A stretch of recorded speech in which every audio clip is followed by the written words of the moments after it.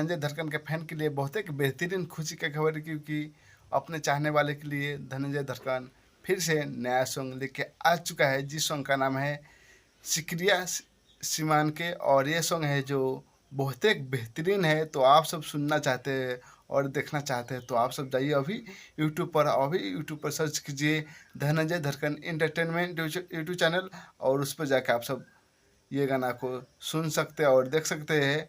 और बहुत एक ये बेहतरीन सॉन्ग है।